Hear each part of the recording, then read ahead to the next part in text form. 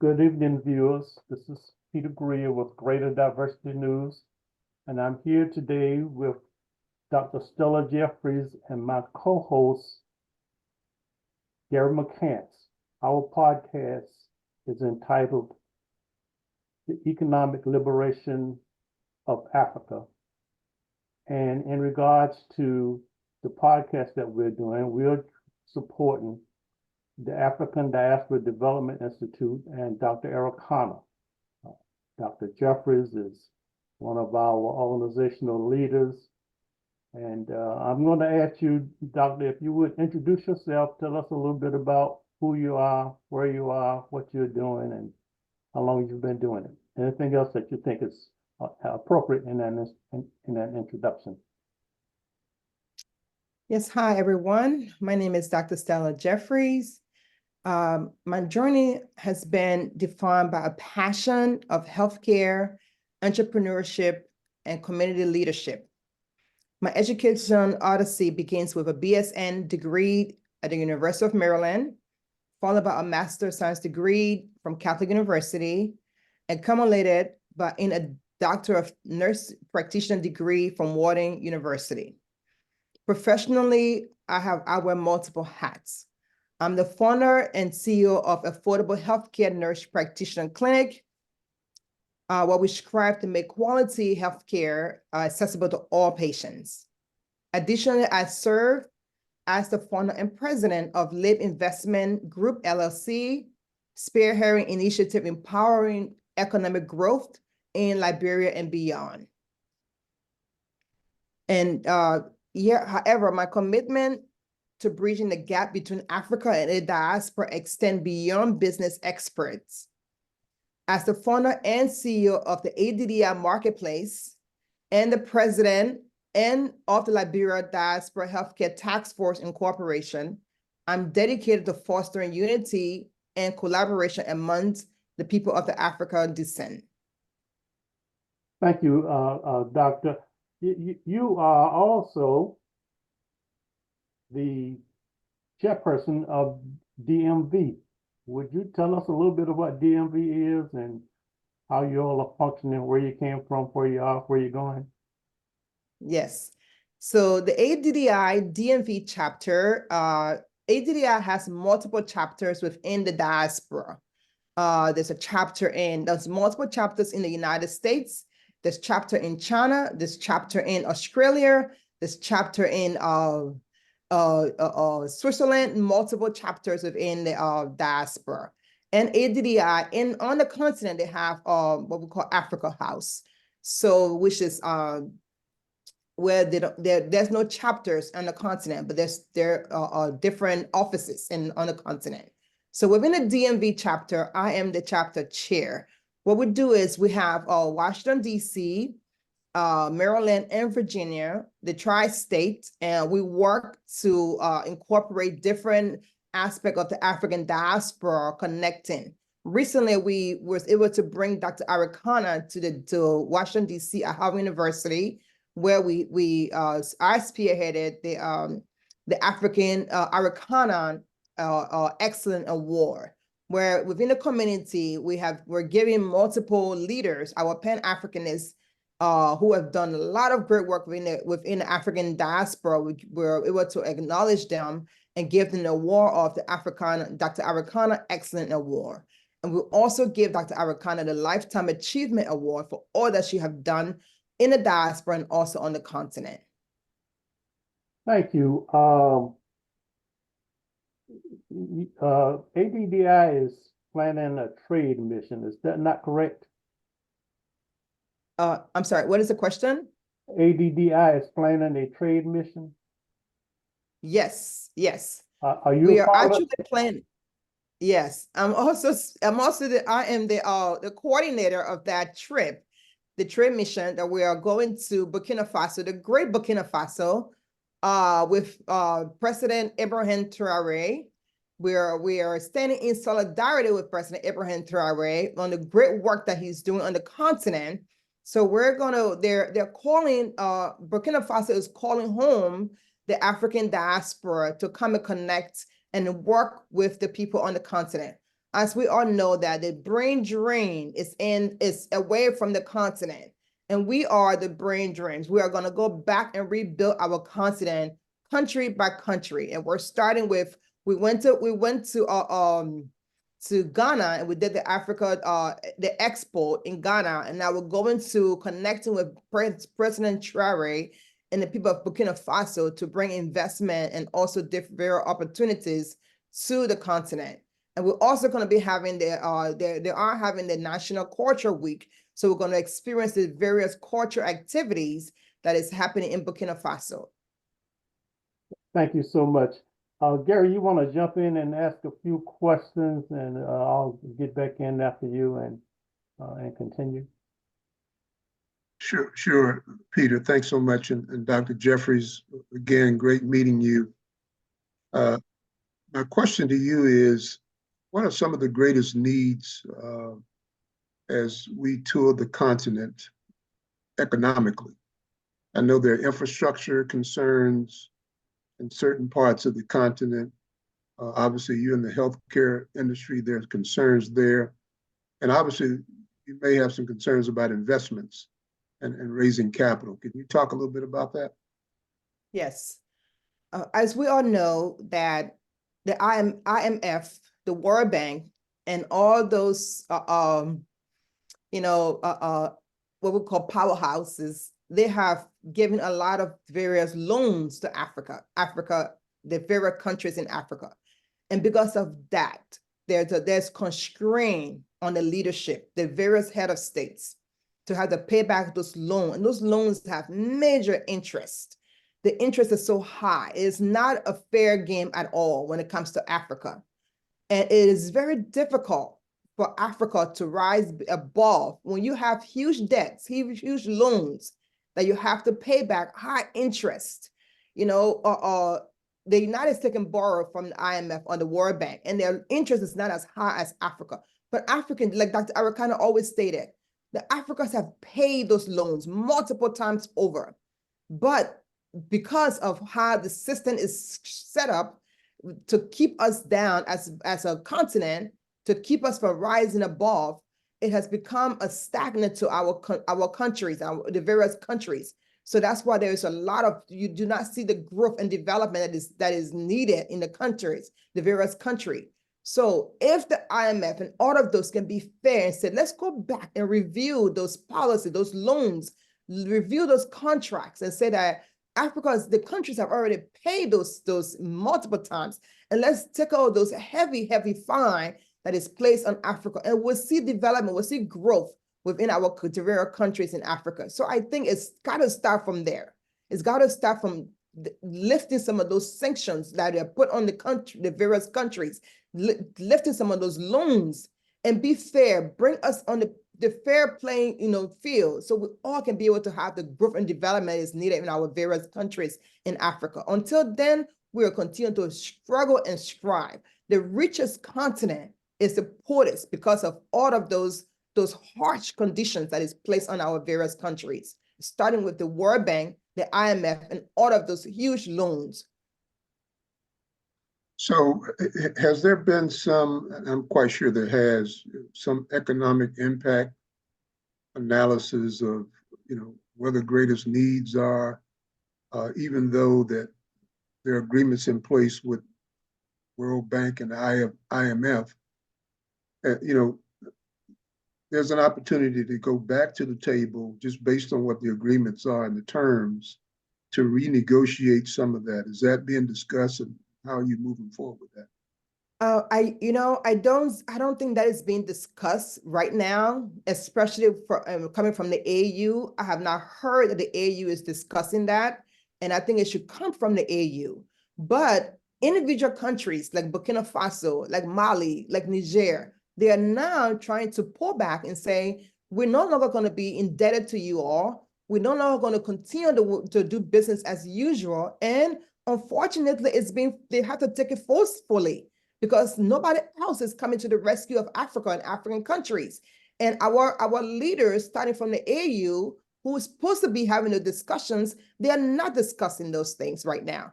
And we have the superpower who is dominating the entire, the entire market is done by the West. So until the West can move their foot off the neck of Africa and African countries, we're going to be stuck in this poverty, deep poverty for a long period of time. So we're hoping that, and that's why I pray that one of these days, Dr. Arikana would be one of the leaders of the AU so that she can try to address some of these issues. Because our current leaders, they are not addressing this issue. It's business as usual. And then they say that, wow, those African countries so poor. How can we be poor? We're not poor. We're the richest continent. We're the richest. But because our resources have been exploited from the countries, the very countries, until to take it by force, but like some of the leaders are doing, we're going to be stuck for another century. And it's unfair. It's unfair to the young people of Africa who don't have jobs, who have to try to get on the Mediterranean Sea, and most of them are dying just to go and get a greener pasture. When we are the greenest pasture on the whole world. The world is looking to Africa, but Africa is running away because of the resources that are being pulled out of the countries, the various countries. So it is so unfair. It is so unfair. It sounds like it is, and one of the things that we're doing is trying to connect Black Americans with the continent and the diaspora. But if you had to say to me as a business person, one or two things that you're looking for other than intellectual capital, what is it? What are some of the other greatest needs that we need to be thinking about as we think about investing in the continent? I believe one of the greatest need is education.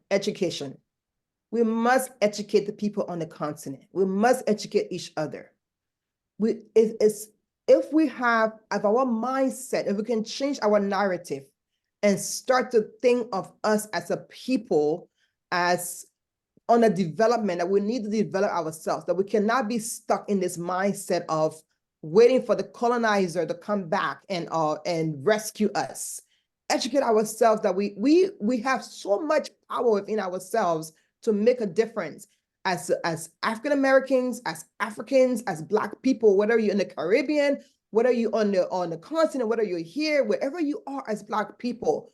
It started with us, and it must end with us. So until we educate, until we have a change of mindset, where we are going to know that we are the inventors. We are the one who invents stuff. The pyramid was made by Black people, the Great Pyramid. Why can we go back to those mindset where we can change our own narrative and start waiting to receive handouts from the World Bank, from the IMF? Why can't we go back to agriculture? Why can't we go back to making our own food, planting our own food, building our own roads, our own infrastructure?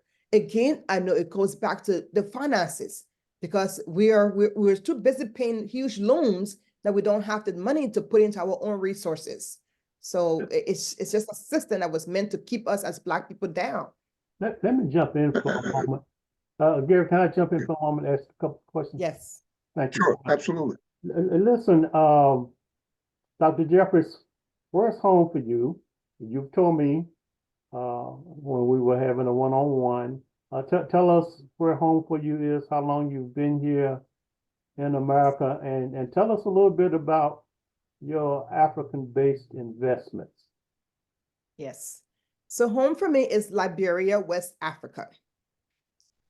We all know that Liberia has been through a lot of devastation from the long-term civil war that lasted for so long, devastated the whole entire country.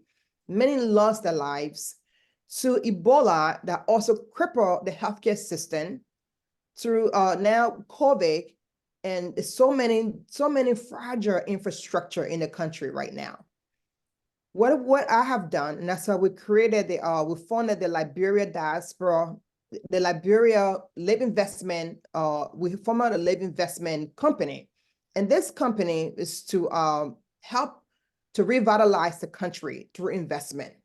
So we came together with some Liberia and African American. We put some money together, and we're building various infrastructure. One of the biggest infrastructure that we're building is what we call the call center. You know, as Liberians, because Liberia was founded by the American Colonization Society. Well, there was indigenous Liberians, but the American Colonization Society, they sent the free slaves back home, and some of the free slaves agreed to go back home, and they went back home and they funded the country. Just Jacob Roberts, Stephen Alice Benson, all of those were free slaves.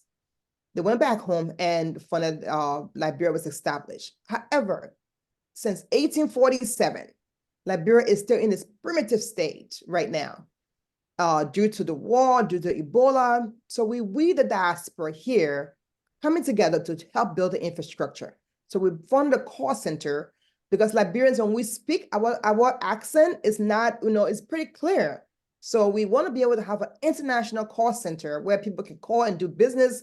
Just like a lot of companies are outsourcing their calls, the customer service to various countries, to India and other places. We want Africa to also be part of that. So we'll fund a call center. Then we also have a clinic in Liberia. We have a clinic in Liberia where we provide healthcare services to the people in the community.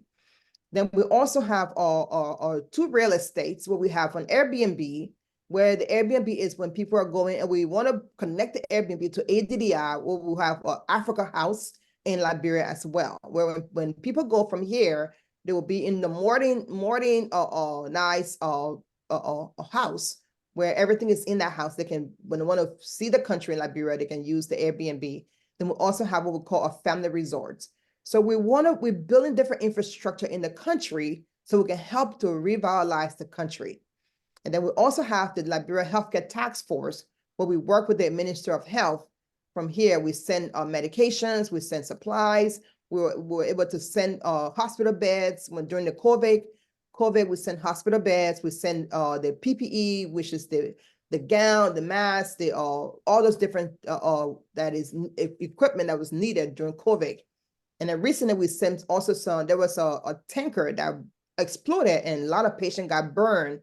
The healthcare tax was also able to help send again supplies and donations to those burn victims. So we are not just sitting here. Our goal is, I call myself the Joseph of the day. Joseph left his father home, went to Egypt, but he took the resources from Egypt and went back and gave it to his people. We're here, the diaspora, must help our people on the continent with various resources, various education that we can provide to those people on the continent. So we're doing a lot of work in Liberia as well, but I want to also do work in every part of Africa. That's why we're going to Burkina Faso, we're going to go to Mali, we're going to go to wherever we can go as a diaspora to help our people on the continent, and we must educate them. Tell me this, how long have you been working with Dr. Arikana? How did you get to know her? What do you think about her? Yes, so with Dr. Arikana, I went to, when she was the ambassador in Washington, D.C., the AU ambassador, she did, there was a seminar that she did, and I sat all the way in the back at the AU, and I listened to this lady. And I say, I must be a part. I cannot just be on this, a bystander. I must get involved. And I wrote her team at that time. I said, I want to get involved. I'm in the DC area. I want to get involved. And they sent me a reply. Do you want to chair the DC DMV? And I said, absolutely. And since then, I think it was 2019. 2018, 2019, since then I've been heavily involved and engaged, and my involvement with ADDI is deeply, deeply rooted in Dr. Arikana's mission and vision. Thanks so much, Gary. Yeah, I like what I'm hearing. I'm just looking at some of the unique opportunities, Dr. Jeffries. You talked about the trade mission. Tourism is something that we need to explore. But the thing I'm concerned about, and I'm quite sure ADDI has something in place, is an agreement between the US and Africa in terms of economic development and investments. Have you Are you aware of a document or something that talks about that? Well, I'm aware that, the U.S.-Africa trade agreement that Biden put in place, Right. that, U.S. and I think all the head of states also came. This was in 2022, I believe, December of 2022, when the head of state came to Washington, D.C. And the U.S. is trying to work along with Africa. And I know that I think California is having a huge trade coming up in, it's June, I believe June or July. They want to bring in some businesses from Africa to come here to do trade, to do business. So I'm aware of that. I mean, those are the little steps that they're taking, which is important. But the U.S. needs to realize that the days of doing business with Africa and African countries that, thinking that they are the superhead, the powerhouse, those days are over. We have to do business we have to collaborate together. You can't look at Africa, you can't look down on Africa anymore, because Africa have the resources that the US need. So we got to work together, collaborate, and not to look at us as, oh, we're a peasant, or we are not, you're bigger than us. No, those days are over. Let's share ideas. Let's work together, share ideas. Let's work together to collaborate. Not to come and tell us that you must do that. If you don't do that, you want to be sanctioned. If you don't do this, we're going to pull back our aid. We don't need aid. We have the resources. We just got to come together as Africans to realize what we have. And the U.S. needs Africa. The entire world needs Africa more than Africa needs the world. Thank you. Thanks. Gary, let me jump in and ask another question. Sure. Doctor, you and I were in a meeting a week or so ago with OBT Social. Mm-hmm. Are you part of OBT Social? I think our audience would love to hear about OBT Social, your involvement, your use, and the fact that all of us are promoting ADDI, OBT Social, and part of our podcast process calls for Gary and me to do interviews with ADDI leaders. So talk to us a little bit about OBT Social and the ADDI leadership. And of course, you've agreed that you would help me access some of your chapter leaders in the DC area so that we can continue to do podcasts and spread the word about the great things that are going on in Africa, and the fact that we in the diaspora need to be a part of making things happen. So I'm talking too much. Let me hear from you. Yes, well, my involvement with OBT Social, first of all, I bought shares. I bought shares, and I'm going to buy more shares because I truly believe where OBT Social is going. I believe in where their missions are. I believe where they're going.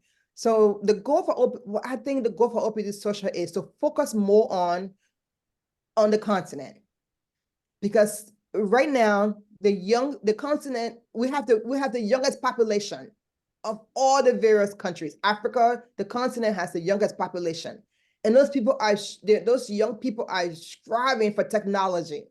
And what OBT Social is going to bring technology, to bring a platform where we can be able to communicate among each other with not having us to, like, for example, Facebook, you cannot speak your truth, your truth on Facebook, because they're gonna block you, they're gonna stop you, they're gonna say that you are, you're prejudiced, or whatever they're gonna say. So OBT Social is giving us that open platform to say, as Black people, let's come and speak our truth. Let's come and be able to work together, build the technology that we want on the continent. So I think the OBT Social can focus more on the continent. Like, I have my call center. I would love to connect my call center with OBT Social, where we can be able to open up and broaden it up to more young people, to have a bigger platform on various call center. Imagine having call center all over Africa through OBT Social. it would really, really revolutionize and change the technology, because Facebook is there, or Google is in Africa. So why can't OBT Social be on that platform where it's for us, by us, and through us? So that is what I think OBT Social will make a greater impact on the continent. So we're hoping that OBT Social can come along with us to Burkina Faso to meet President Ibrahim Traore, to meet the team, and to be able to bring this technology with this this entire their social media platform, their like I said, connect with call centers and do various things on the continent. So, but I am a shareholder, so, and I'm gonna buy more shares in OBT Social. Thank you, Yes. Gary. You want to jump back in? Yeah, I do, Peter. You know, one of the things that I'm hearing is, you know, outside of the trade mission is really sort of a global international summit, bringing some key players across the world to address some of these issues, particularly business people here in the U.S. and you know, across the world who have interests and may already be doing business in the continent. We've got to bring those folk together as well to begin to have the dialogue and add value and investment to what you're talking about. I think we're past due to have this kind of conversation and intentionality about what it is that we need to do to make sure that we have trade across, you know, the waters in the U.S. and in Africa and Bahamas and Jamaica, wherever you know, Black folk are in the world. That's what we need to begin to talk about, the bigger picture, because we have people who are already investing in parts of the world already, and they understand, you know, how to connect the dots as we're speaking about this. How do you feel about that? Oh yeah, absolutely. Like, even with this, we are going to be meeting in Burkina Faso. We're going to meet with the Minister of Foreign Affairs, Minister of Trade, going to meet Minister of Health, going to meet various ministers in Burkina Faso. And we're bringing in investors. We're going as investors for businesses as well. But you're right. The issue is we need to get to the place where we can trust each other. Where we can say that as Black people, the narrative has been that, oh, don't trust them. You know, they're not going to do this. Oh, this is a policy scam. No, that's not true. That's not true. We have to trust each other, know that we can go into business together. And I'm sure that the Chinese who are going to Africa with influx, they also have doubts about each other, but they're still going, they're still working together to do businesses. They're multinationals who are in Africa. They don't 100% trust each other, but they're working together. We have to get to a stage where we can say, we're going to work together. We're going to see this to the end. We're going to see this through. And that's one of the mission of ADDI. Yes, ADDI is not a perfect platform. It's not a perfect group. There's no perfect group. Even the churches are not perfect. But we got to come together and say, let's do this for our people. And Dr. Arikana always says, what will your grandchildren say about you? What would you say? I want my great-grandchildren to say, you know what? Dr. Jeffries tried. She did something to help bring us together as a people on the continent. This is what we need to do. Let's trust each other and let's do it together. Let's just go and do it together. Nobody's going to build Africa. If the multinational goes there, if the Chinese goes there, if the Lebanese goes there, you know what to do? They go there to become millionaires, they take all their resources back to their country and they build that country. But if we go back home, but that's back home. We're going to leave the money in there and we're going to develop the continent. We're not going to bring the resources away. If I go back home, I'm not bringing nothing back here.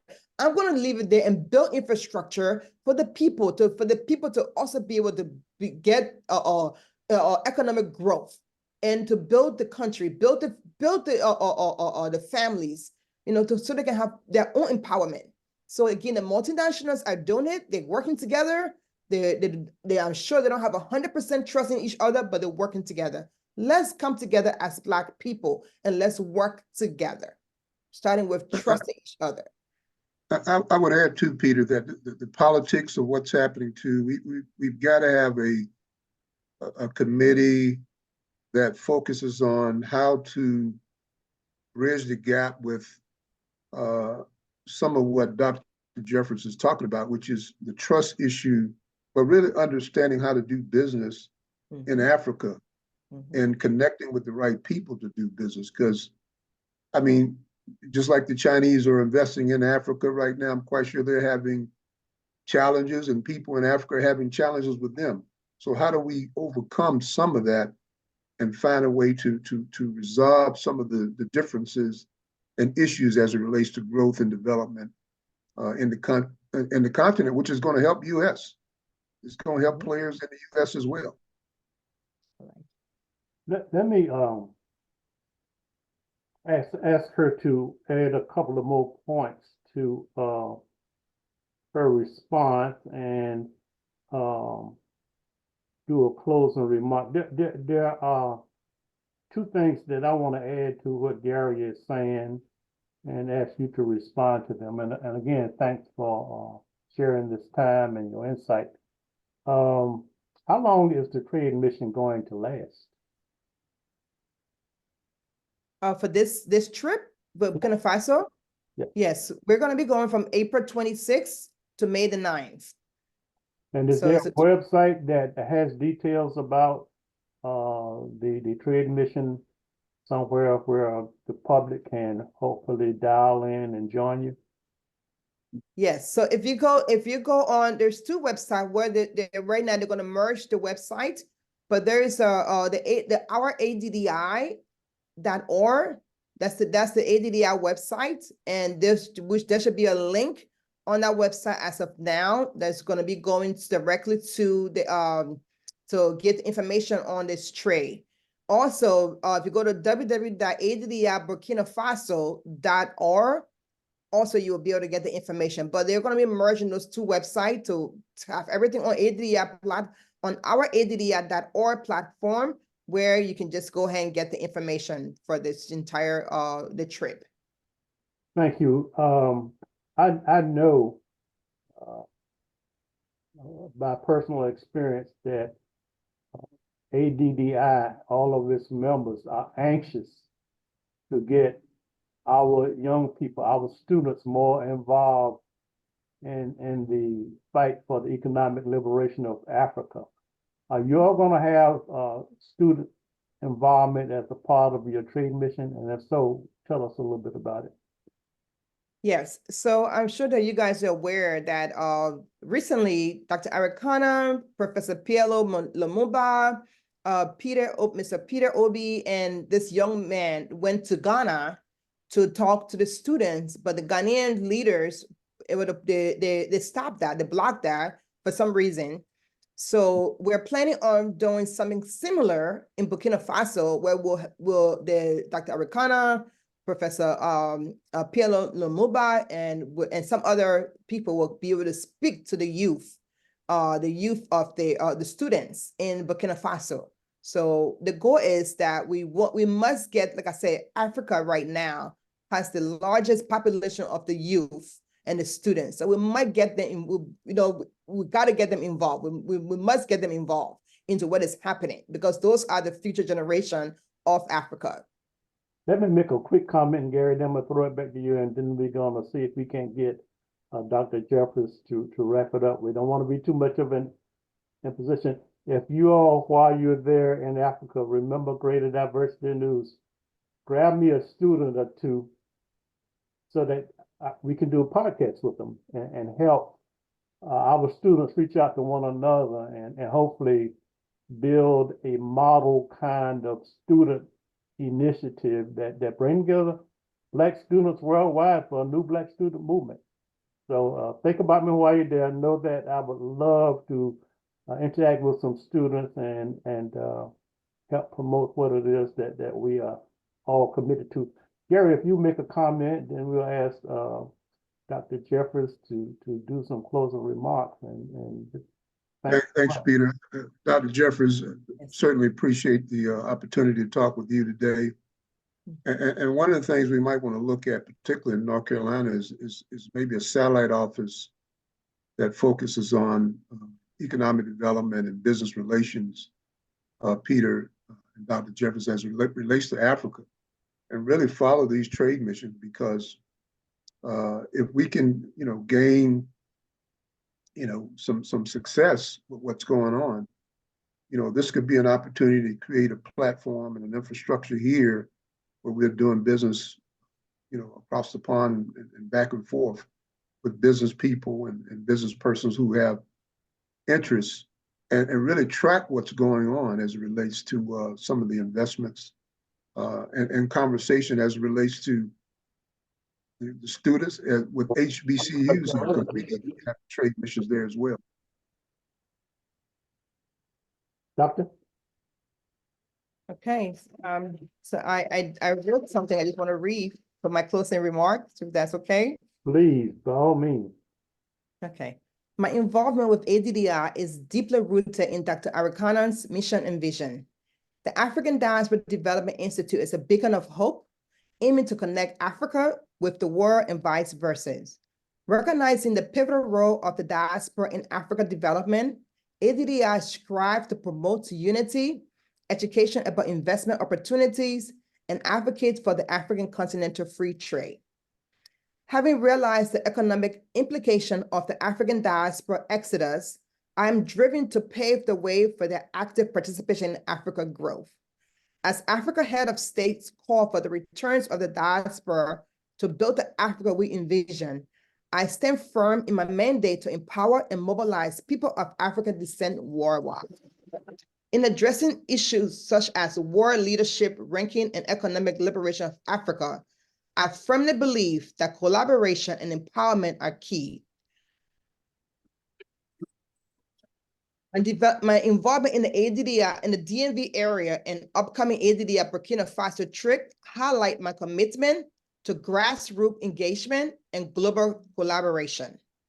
Through initiatives like OBT Social and mobilizing Black students, I strive to create platforms for meaningful exchange and empowerment. My periodic appearances on podcasts like this one further amplifies our collective voice and vision for unity and prosper Africa and diaspora. In closing, I'm honored to be part of this journey towards a brighter future where Africa and its diaspora stands hand in hand, ready to build the Africa of our dreams. Thank you. So much. With that, I'm going to end the recording. Okay.